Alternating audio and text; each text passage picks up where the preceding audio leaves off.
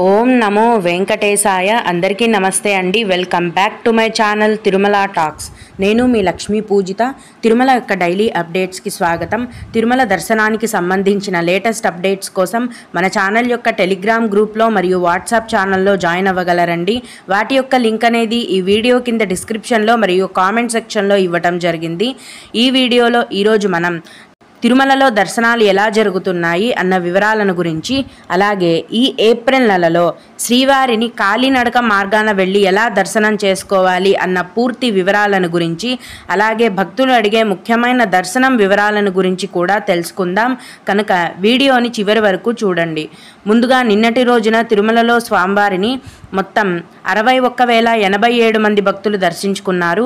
అందులో స్వామివారికి మొత్తం 22,530 మంది భక్తులు తలనీలాలను సమర్పించారు.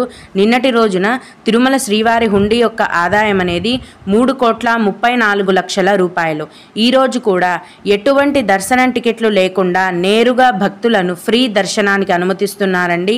ఇలా టికెట్స్ లేకుండా నేరుగా వెళ్ళే ఫ్రీ దర్శనానికి మొత్తం 8 గంటల సమయం అనేది పడుతోంది. అంటే నిన్న మొన్నటి కంటే భక్తుల యొక్క రద్దీ అనేది తగ్గిందండి. అలాగే తిరుపతిలో ఇచ్చే సర్వదర్శనం టికెట్లను తీసుకొని దర్శనానికి వెళ్ళేవారికి దర్శనానికి 4 గంటల సమయం అనేది పడుతోంది. 300 రూపాయల దర్శనం వారికి మరియు 500 రూపాయల దర్శనం వారికి దర్శనానికి 3 గంటల సమయం అనేది పడుతోంది. ఈరోజు కూడా చిన్న పిల్లల సుపదం ఇన్ఫాంట్ దర్శనం అనేది ఉందండి. ఈరోజు సుపదం ఇన్ఫాంట్ దర్శనానికి 1 గంట సమయం అనేది పడుతోంది. అలాగే విఐపి బ్రేక్ దర్శనం టికెట్లు కలిగి ఉన్న భక్తులకు దర్శనానికి 1 గంట సమయం అనేది పడుతోంది. ప్రస్తుతం తిరుమలలో భక్తుల యొక్క రద్దీ అనేది తక్కువగానే ఉందండి. శని ఆదివారాలలో రద్దీ అనేది పెరిగే అవకాశం ఉంటుంది. ప్రస్తుతానికైతే తిరుమల కొండపైన భక్తుల యొక్క రద్దీ అనేది తక్కువగానే ఉంది. ఇప్పుడు కాలినడక మార్గం యొక్క దర్శనం పూర్తి వివరాలను తెలుసుకుందాము. తిరుమల కొండకు నడిచి వెళ్ళటానికి 2 రకాలైన కాలినడక మార్గాలు ఉన్నాయండి. అవేంటంటే అలిపిరి మెట్ల మార్గం మరియు శ్రీవారి మెట్ల మార్గం. అలిపిరి మెట్ల మార్గం అనేది ఉదయం 4 గంటల నుంచి రాత్రి 10 గంటల వరకు తెరిచి ఉంటుందండి. ఒకప్పుడు అలిపిరి మెట్ల మార్గం మధ్యలో దర్శనం టికెట్లను ఇచ్చేవారు. కానీ ఇప్పుడు అలిపిరి మెట్ల మార్గం మధ్యలో ఎటువంటి దర్శనం టికెట్లను ఇవ్వటం లేదు. కిందనే అలిపిరి భూదేవి కాంప్లెక్స్లో, తిరుపతిలోని అలిపిరి భూదేవి కాంప్లెక్స్లో ప్రతిరోజు ఉదయం 4 గంటల నుంచి ఉచిత సర్వదర్శనం టోకెన్లను టీటీడీ వారు కేటాయిస్తున్నారండి. ఈ దర్శనం టికెట్లను మీ యొక్క ఆధార్ కార్డ్ ద్వారా మీరు పొందగలరు. అయితే ఉదయం 4 గంటల నుంచి ఈ దర్శనం టికెట్లను కేటాయించడం మొదలు పెట్టగానే 2 లేదా 3 గంటల లోపే ఈ దర్శనం టికెట్లన్నీ ఫుల్ అయిపోతాయండి. భక్తుల రద్దీ అనేది ఇంకా ఎక్కువగా ఉంటే గనక దర్శనం టికెట్లను కేటాయించడం మొదలు పెట్టినప్పటి నుంచి 1 గంటలో కూడా అన్నీ కూడా ఫుల్ అయిపోవచ్చు. కనుక అలిపిరి మెట్ల మార్గంలో నడిచి వెళ్ళేవారు ఈ అలిపిరి భూదేవి కాంప్లెక్స్లోని సర్వదర్శనం టికెట్లను తీసుకొని అలిపిరి మెట్ల మార్గంలో నడిచి వెళ్ళి స్వామివారిని దర్శించుకోవచ్చు. అలాగే శ్రీవారి మెట్ల మార్గం. ఈ శ్రీవారి మెట్ల మార్గం అనేది ఉదయం 6 గంటల నుంచి సాయంత్రం 6 గంటల వరకు తెరిచి ఉంటుందండి. శ్రీవారి మెట్ల మార్గం మధ్యలో 50వ మెట్టు దగ్గర ప్రతిరోజు ఉదయం 6 గంటల నుంచి ఉచిత సర్వదర్శనం టికెట్లను టీటీడీ వారు కేటాయిస్తారు. ఇవి కూడా ఉదయం 6 గంటల నుంచి కేటాయించడం మొదలు పెట్టగానే 2-3 గంటలలోనే దర్శనం టికెట్లన్నీ కూడా ఫుల్ అయిపోతాయండి. ఉదయం 7:30 లోపే ఈ దర్శనం టికెట్లన్నీ ఫుల్ అయిపోతాయి. ఈ భక్తులు ఈ శ్రీవారి మెట్ల మార్గం మధ్యలో ఇచ్చే దర్శనం టికెట్లను తీసుకొని మెట్ల మార్గంలో నడిచి వెళ్ళి స్వామివారిని దర్శించుకోవచ్చు. ఈ టికెట్లు తీసుకోవాలంటే కూడా మీ యొక్క ఆధార్ కార్డు అనేది ఖచ్చితంగా ఉండాలి. ఇవండి కాలినడక మార్గంకి సంబంధించిన దర్శనాల యొక్క వివరాలు. అలాగే ఏప్రిల్ 5వ తేదీన టీటీడీ వారు డైల్ యువర్ ఈవో కార్యక్రమాన్ని నిర్వహిస్తున్నారండి. డైల్ యువర్ ఈవో కార్యక్రమం శుక్రవారం ఉదయం 9 నుంచి 10 గంటల వరకు తిరుపతి టీటీడీ పరిపాలనా భవనంలోని మీటింగ్ హాల్లో జరుగుతుంది. ఈ కార్యక్రమాన్ని శ్రీ వెంకటేశ్వర భక్తి ఛానల్ లైవ్ టెలికాస్ట్ చేస్తుంది. ఈ కార్యక్రమంలో భక్తులు నేరుగా టీటీడీ ఈవో గారితో మాట్లాడి మీ యొక్క సమస్యలను తెలుపవచ్చు. ఇందుకు భక్తులు ఈ వీడియోలో చూపిస్తున్న నెంబర్కు కాల్ చేయగలరు. ప్రోగ్రాం జరిగేటప్పుడు మాత్రమే ఈ నెంబర్ అనేది వర్కింగ్లో ఉంటుందండి. భక్తులు ఈ విషయాన్ని గమనించాలి. ఇక భక్తులు అడిగే కొన్ని ముఖ్యమైన దర్శనం వివరాలను తెలుసుకుందాం. ఇవి అడిగిన వారికే కాకుండా దర్శనానికి వెళ్ళే ప్రతి ఒక్కరికి కూడా ఉపయోగపడతాయండి. ఒక భక్తుడు ఎస్ఎస్డి టికెట్స్ అంటే ఏమిటి, వాటి వల్ల యూజ్ ఏంటి, ఎస్ఎస్డి టికెట్స్ ఉంటే త్వరగా దర్శనం అవుతుందా, ప్లీజ్ చెప్పండి అని అడిగారండి. ఎస్ఎస్డి టికెట్స్ అంటే స్లాటెడ్ సర్వదర్శనం టికెట్స్ అండి. దాన్ని షార్ట్ ఫామ్లో ఎస్ఎస్డి టికెట్స్ అంటారు. తిరుపతిలో ప్రతిరోజు కూడా సర్వదర్శనం టికెట్లను ఇస్తారండి.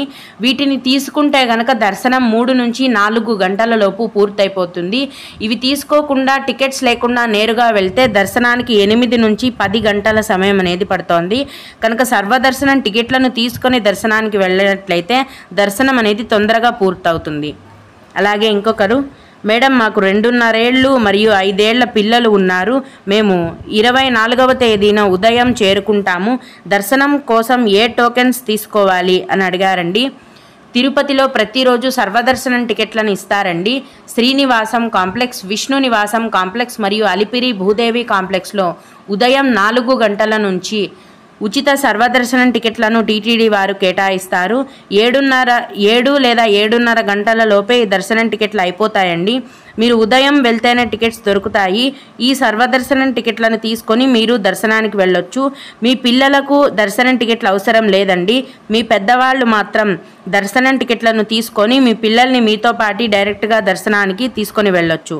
12 ఏళ్ల లోపు వయస్సు ఉన్న చిన్నపిల్లలు ఉన్నట్లయితే వాళ్ళకి ఎటువంటి దర్శనం టికెట్లు కూడా అవసరం లేదు. అన్మ్యారీడ్ కపుల్స్కి కొండపైన రూమ్స్ ఇస్తారా, ఒకవేళ ఇవ్వకపోతే అన్మ్యారీడ్ కపుల్స్ ఉండటానికి రూమ్ ఎలా దొరుకుతుంది అని అడిగారండి. కొండపైన టీటీడీ రూమ్స్ మాత్రమే ఉంటాయండి. ప్రైవేట్ హోటల్స్ కానీ అలా ఏమీ ఉండవు. కేవలం టీటీడీకి సంబంధించిన గెస్ట్ హౌస్లు మాత్రమే ఉంటాయి. కొండపైన టీటీడీ రూమ్స్లో కేవలం భార్యాభర్తలు లేదా కుటుంబ సభ్యులకు మాత్రమే రూమ్స్ ఇస్తారు. అన్మ్యారీడ్ కపుల్స్కి రూమ్స్ అనేవి ఇవ్వరండి. మీకు తిరుమల కొండపైన లగేజ్ పెట్టుకునే లాకర్స్ అనేవి అవైలబుల్గా ఉంటాయండి. యాత్రి సదన్ మరియు మాధవ నిలయం గెస్ట్ హౌస్లలో మీకు ఈ లాకర్స్ అనేవి అందుబాటులో ఉంటాయి. లాకర్స్లో మీ లగేజ్ను పెట్టేసి అక్కడే వెయిటింగ్ హాల్లో మీరు స్టే చేయాల్సి ఉంటుంది. రూమ్స్ అయితే అన్మ్యారీడ్ కపుల్స్కి ఇవ్వరు. అలాగే మేడం, మార్చి 21వ తేదీన ఫ్రీ దర్శనంకి వెళ్ళాను, మళ్ళీ ఏప్రిల్ 7వ తేదీకి వెళ్ళవచ్చా అని అడిగారండి. టికెట్స్ లేకుండా నేరుగా వెళ్ళే ఫ్రీ దర్శనానికి ఎప్పుడైనా వెళ్ళొచ్చండి. గ్యాప్ ఏమీ అవసరం లేదు. మీరు చెప్పిన తేదీ ఏప్రిల్ 7వ తేదీకి మీరు ఫ్రీ దర్శనానికి వెళ్ళవచ్చు.